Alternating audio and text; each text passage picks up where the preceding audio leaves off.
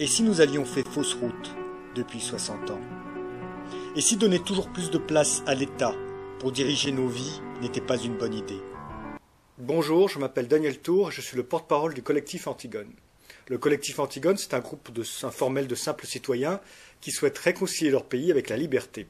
Alors collectif, c'est parce que nous sommes un groupe rassemblé autour d'un objectif commun sans être encarté. Et Antigone parce que cette héroïne d'une tragédie grecque de Sophocle symbolise, entre beaucoup d'autres choses, la résistance face à un État lorsqu'il dépasse ses attributions.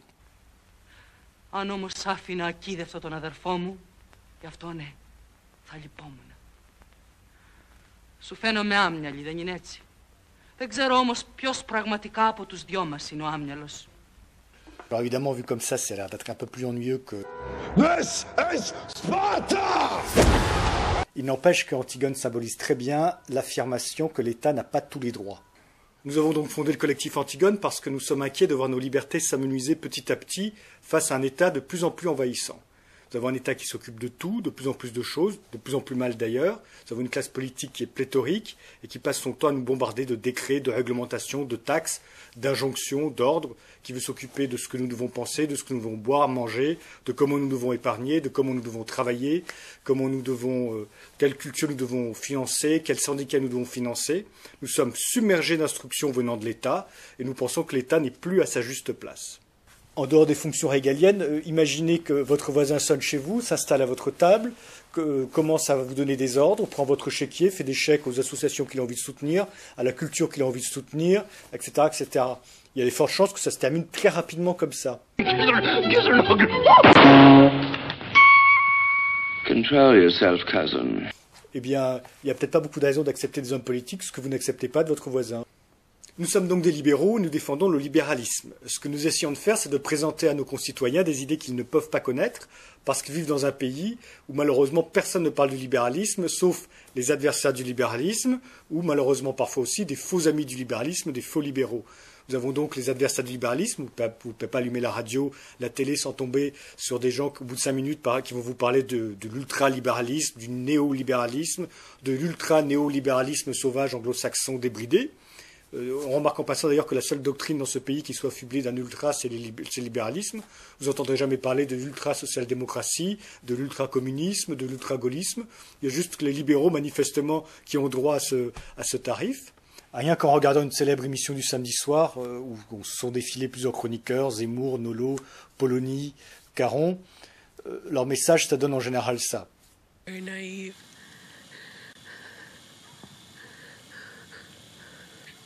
I am so sorry for everything that has happened. Because in spite of what Mike says now, it is my fault. Dans un pays où les dépenses publiques représentent 57% du PIB, il faut arrêter les champignons colorés.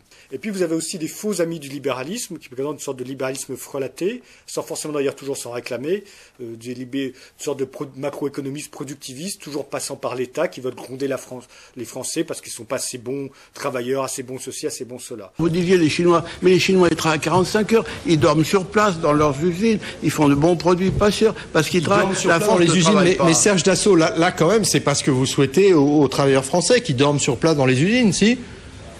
Ils dorment sur place pour travailler. Je ne dis pas qu'ils dorment tous sur place.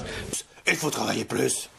Non, en fait, le libéralisme, c'est pas du tout d'envoyer des injonctions globales à la population pour décider à sa place si elle doit travailler plus ou moins. C'est à chaque individu de décider s'il doit travailler plus ou moins, d'en prendre la responsabilité, c'est-à-dire que ceux qui travaillent gardent le fruit de leur travail, et ceux qui décident de travailler moins, ils n'ont pas le droit de piller les autres. Toujours est-il que les injonctions globales de ce type-là, c'est pas libéral, c'est même plutôt, disons, soviétique. L'État, au sommet de quelques technocrates au sommet de l'État, vont gronder la population pour qu'elle travaille plus et qu'elle tienne les objectifs du plan. Nous pensons donc que si les Français connaissaient le vrai libéralisme, pas celui décrit par ses adversaires, ni donc par ses faux amis, eh bien une grande partie d'entre eux se révéleraient libéral, se découvriraient libéral. Le libéralisme frelaté, c'est comme le vin en tétrabrique, hein. C'est pas bon, ça dégoûte les gens, puis ça peut rendre malade. Il vaut mieux commencer par des bonnes bouteilles, du libéralisme classique avec l'école autrichienne, et en plus c'est pas plus cher. On vous conseillera. Alors donc modestement, notre ambition, c'est très en amont de tout vote ou même de tout débat politique, c'est de présenter aux Français des idées libérales, quelle que soit votre opinion, votre positionnement politique, que vous soyez du centre, du gauche, de droite, que vous soyez abstentionniste, quel que soit votre métier, agriculteur, artisan, inspecteur des impôts, prof, taxi, chauffeur routier, infirmière, médecin, etc. Quel que soit votre métier, quelle que soit votre sensibilité, plutôt progressiste, plutôt conservatrice, eh bien, notre ambition est de vous présenter les idées libérales telles qu'elles sont, sans phare, mais dans leur réalité. Et nous pensons qu'il y a des grandes chances qu'une large partie de ces idées soit vous plaisent, ou en tout cas vous intéressent. Attention, hein, je ne dis pas que le libéralisme va mettre tout le monde d'accord sur tout. Je veux être un bisounours, c'est tout. Je veux être un bisounours. Ce que je dis, c'est que dans un régime de liberté, vous pourrez toujours défendre vos causes, votre vision du monde, vos valeurs, par la parole et par l'exemple, et en renonçant, comme vos adversaires d'ailleurs, à la contrainte légale. Pour revenir au collectif Antigone, nous sommes donc tous bénévoles, nous sommes même souvent en même temps donateurs, nous ne sommes liés à aucun parti politique, et donc nous tâchons, à travers des affiches et à travers des campagnes d'affichage, soit sur vos murs, soit sur Internet, de présenter les idées libérales et les grands auteurs libéraux. Sous la vidéo, vous trouverez des liens pour présenter le libéralisme ou le collectif Antigone. Sinon, dans les prochaines vidéos, je vais commenter une à une les affiches de notre dernière campagne. Amis de gauche, amis du centre, amis de droite, réveillons-nous, défendons à nouveau la liberté. Notre pays a des grandes racines de liberté. Nous avons Delacroix a peint la liberté guidant le peuple. Nous avons construit la statue de la liberté. Place de la Bastille, en haut de la colonne, il y a le génie de la liberté. Notre devise, c'est liberté, égalité, fraternité. Les premiers mots de la Déclaration des droits de l'homme de 1789, c'est « Tous les hommes naissent libres et égaux en droit ». Notre pays a une immense tradition de liberté, une immense tradition libérale. Il est temps de s'en rappeler, il est temps de renouer avec l'une des racines importantes de notre culture politique.